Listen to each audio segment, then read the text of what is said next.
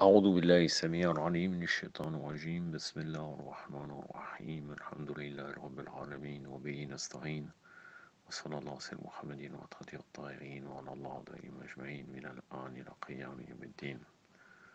Assalamu alaikum wa rahmatullah, mes frères et mes sœurs. En fait, en premier lieu, je m'adresse à Chiron Bateau, mais comme je vais partager cette vidéo, il est possible qu'elle soit de gauche à droite, donc je vous salue aussi. Très fraternellement, en vous présentant mes condoléances pour le martyre de l'imam Ali alayhi salam. Cher, l'Aïjma, comme tu connais dans Al-Bayt, il n'y a pas d'Aïjma sans le hadith de l'imam. En fait, même si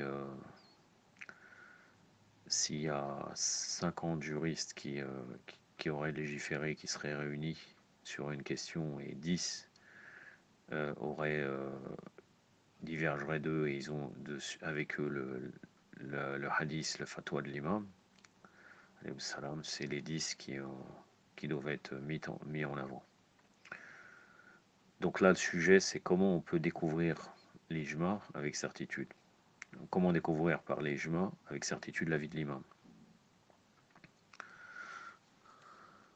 Donc les imamites parlent de plusieurs façons pour arriver à ce but, parmi lesquelles les 4 suivants sont les plus importants. Tariqat al-His, la méthode de la perception sensorielle directe.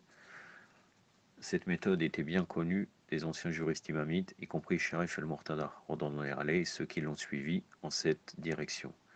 Cette méthode déclare qu'il devrait être connu avec certitude que l'imam était parmi ceux qui avaient convenu d'un consensus, sans que la présence de sa personne parmi eux soit révélée. Par exemple, s'il y avait 40 avis sur une question particulière, nous devrions s'assurer que l'un d'entre eux était la fatwa, l'opinion légale de l'imam infaillible. Cette méthode s'applique seulement lorsqu'une personne qui essaie de découvrir l'ijma lui-même étudie et trace les avis des juristes pour découvrir leur accord sur une question particulière. C'est-à-dire quelqu'un, il veut savoir quelle est la fatwa juste, on va dire, pour légiférer. Ceci exige que l'une des deux procédures devrait être suivie. Selon la première, la personne qui étudie un ijma devrait contacter tous les juristes de l'époque, c'est-à-dire faire des recherches sur les juristes de l'époque et qu'il devrait écouter leur avis sur le sujet lui-même.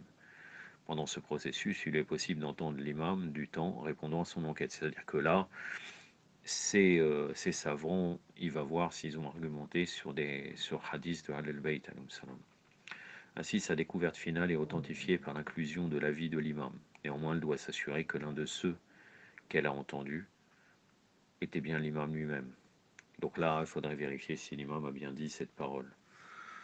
Ou bien dans son sens, puisque c'est valable aussi dans d'autres études, on peut constater que si la parole a été rapportée, mais pas directement mot à mot ce qu'avait dit l'imam, mais si le sens y est, on peut considérer aussi que c'est valable pour prendre le ijma. Autrement, ce qu'elle aurait trouvé n'aura aucune valeur légale. C'est-à-dire qu'il faut bien prouver que l'un de ceux qu'elle a entendus, dans ses avis, il y a bien l'imam, sinon ça n'a aucune valeur légale. Selon un deuxième processus, une personne essayant de découvrir l'avis de l'imam peut arriver aux avis relatifs parmi les résidents d'une ville ou d'une seule époque. Ainsi, elle peut vérifier dans ce qui était successivement rapporté que l'imam était l'un de ceux qui avaient donné son avis, bien qu'elle ne puisse pas connaître son avis en tant que tel. Ce dernier est connu comme el-Ijma el-Manqul bil-Tawatur, le consensus qui a été lié consécutivement, par rapport au premier qui est connu comme el-Ijma el-Mu'assal, le consensus qui est réalisé par une enquête directe. Dans les deux cas, l'Ijma de l'avis de l'imam, en raison de l'inclusion de l'avis de l'imam, il est également connu sous le nom d'Ijma el-Dokholi. Il est clair que cette méthode de révéler l'ijma est presque impossible à atteindre, sauf pour une personne qui est contemporain de l'imam. Pendant la période d'occultation de l'imam, il n'est pas possible d'atteindre le type connu comme muhassal, qui exige d'être entendu directement de la bouche de l'imam lui-même. Quant au type manqul, que se passe-t-il si l'un parmi tous les juristes est en désaccord concernant l'ijma? Alors est-ce que l'ijma conserve sa validité ou non? Si le juriste qui s'est opposé à l'avis est une personne bien connue, alors on pourrait constater que l'avis du 12e imam se trouvait parmi ceux qui étaient en accord. En d'autres termes, si par exemple il y avait 40 avis, dont l'un qui s'opposait appartenait à un juriste bien connu, tandis que tout le reste appartenait à ceux qui s'accordaient, parmi lesquels il y avait des personnes connues et des inconnues, il sera accepté que l'avis de l'imam soit avec ce dernier groupe. D'autre part, s'il y avait 39 avis favorables et un avis appartenant à une personne inconnue, contre la concurrence, un tel ijma sera considéré comme non valide. La raison en est que selon cette méthode, cet avis d'un inconnu doit être considéré comme l'avis de lui-même, puisqu'en fait, lui, il a le hadith. Une autre méthode, Tariq al-Qaïda al-Lutf, la méthode basée sur le principe du Lutf, donc la grâce, comme tu connais déjà, définie par les Mutakallimun. C'est une méthode importante pour découvrir la vie de l'imam infaillible dans l'Ijma. Tandis que la méthode précédente était basée sur l'audition, al-Sama, celle-ci est basée sur la raison, al-Aql, par le processus de l'inférence mentale. Cette méthode découvre mentalement la vie de l'imam par un accord conclu par un certain nombre de juristes présents pendant l'époque de l'imam ou dans des périodes postérieures pendant le Raïba. De telle manière qu'aucun empêchement ne se produise d'aucune manière dans les directives de l'imam, que ce soit secrètement ou ouvertement.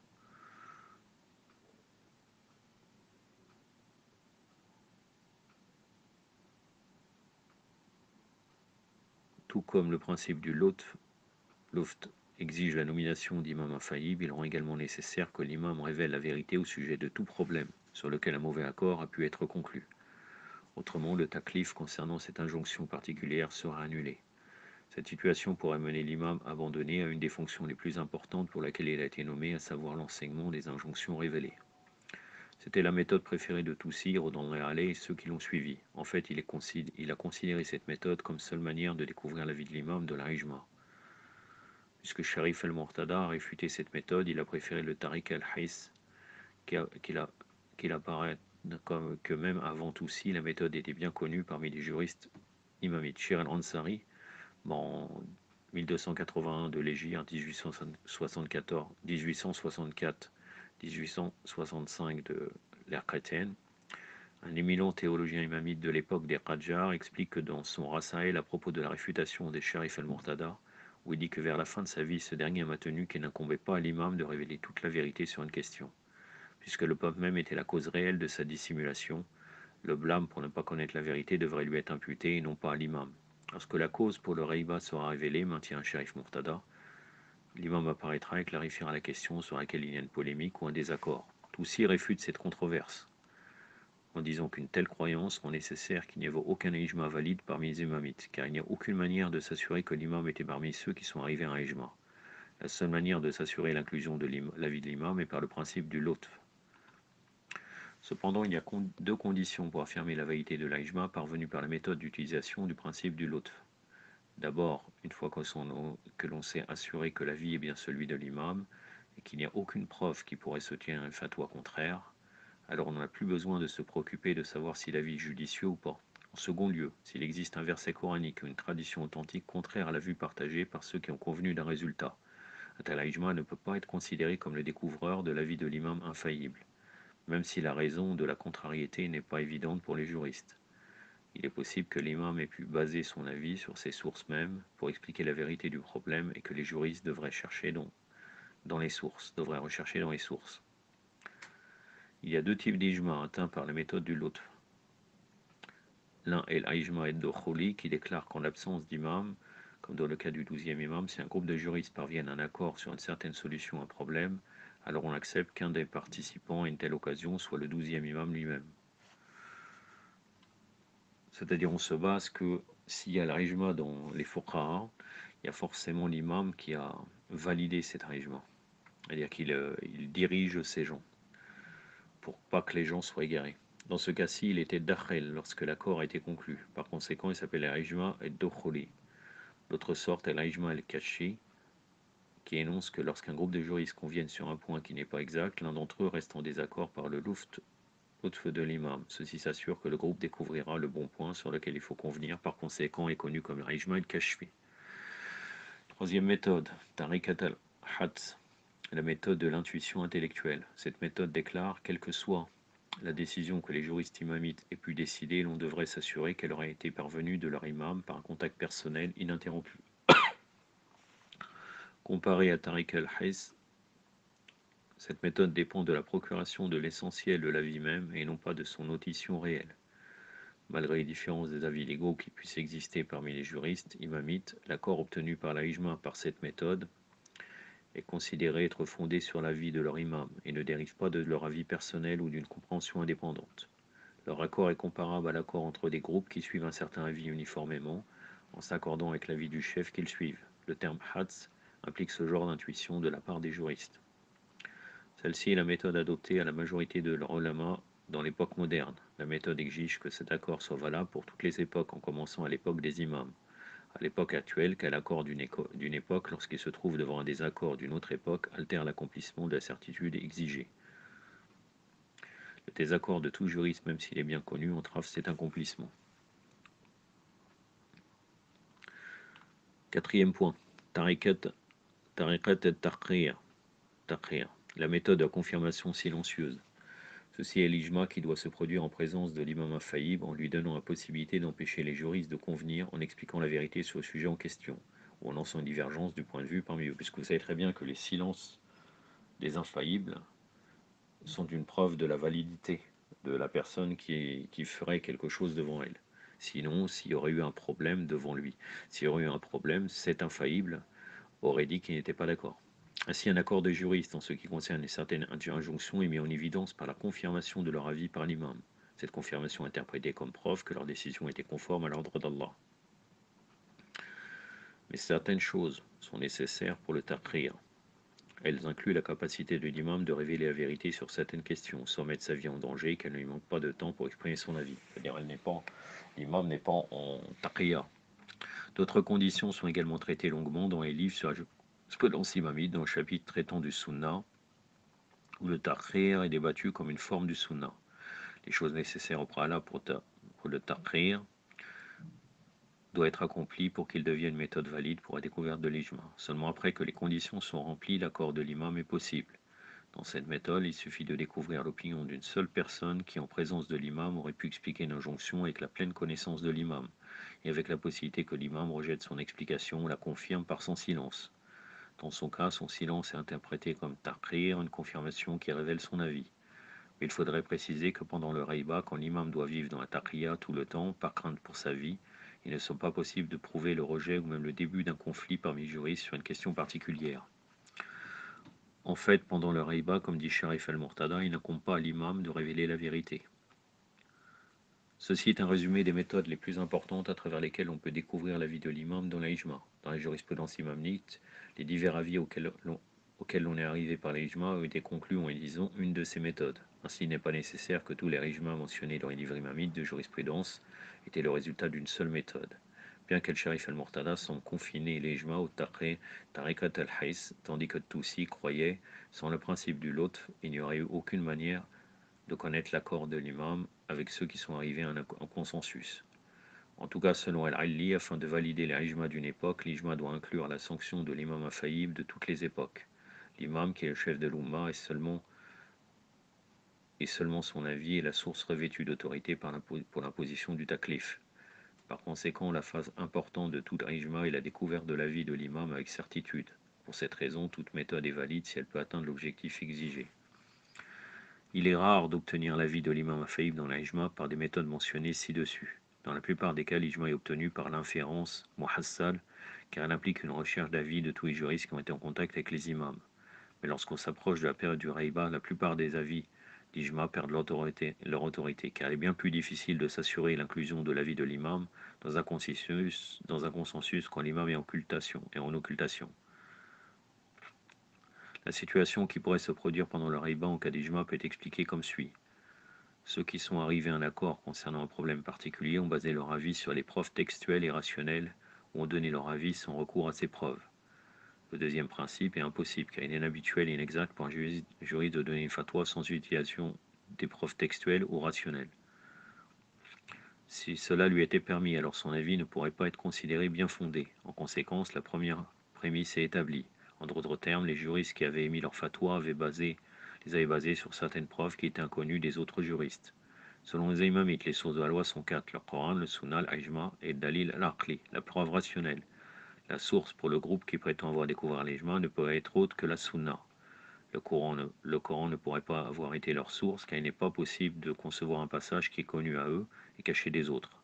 Si l'on suppose qu'ils aient compris un certain sens dans un verset particulier que d'autres n'ont pas leur compréhension, ne peut pas devenir autorité pour les autres juristes. Leur ijma, bien que documenté, ne peut pas être considéré valide pour pouvoir promulguer une injonction particulière. La même considération s'applique aux autres sources. L'ijma est des preuves rationnelles utilisées dans le principe de la loi islamique imamite. Il est impossible à imaginer, particulièrement en ce qui concerne les preuves rationnelles, que tous les juristes ne sont pas rendus compte des principes rationnels utilisés pour établir une injonction. En conséquence, la documentation utilisée comme base pour un ijma particulier est limitée à la sunna.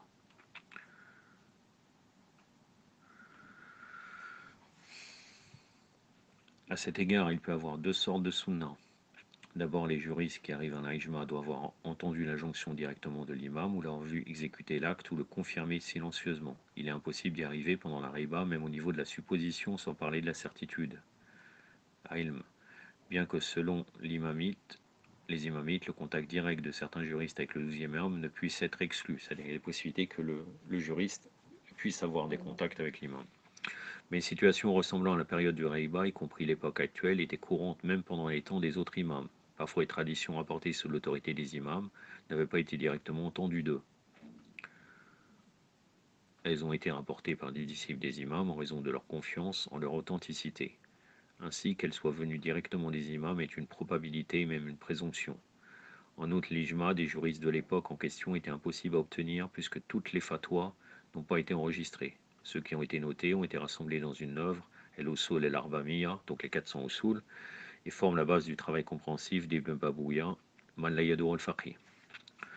Deuxièmement, les juristes qui sont parvenus à un accord ont dû se fonder sur une tradition de l'imam qui est inconnue des autres. Il est possible qu'une telle tradition puisse établir avec certitude la validité d'une injonction, soit à cause des règles qui régissent son sanad, chaîne des autorités, soit par le raisonnement qui l'accompagne. Qu'en sanad, il est possible que le juriste qui cite une tradition de l'imam en tant que proche pour l'ijma soit en train de citer un rapport classé comme étant soit fiable, muwassaq, soit bon, hassan, mais qui n'a toutefois pas d'autorité, sahih, permettant de l'accepter dans la promulgation d'une injonction. Ainsi, il peut lui manquer la validité reconnue par les juristes afin qu'elle soit citée comme preuve de l'ijma. Dans le raisonnement qui accompagne le rapport, il existe deux sortes de traditions en ce qui concerne le contenu, le nas et le zahir. Le nas, preuve textuelle, se réfère à une tradition dont le contenu ne peut être contredit, tandis qu'un zahir, présumé, est une tradition dont le contenu peut être contredit. Le contenu d'une tradition qui peut être utilisée comme preuve pour l'ijma doit être du type nas. Si les juristes dans leur ijma se sont basés sur une tradition de type zahir, alors cet ijma est inutilisable en droit.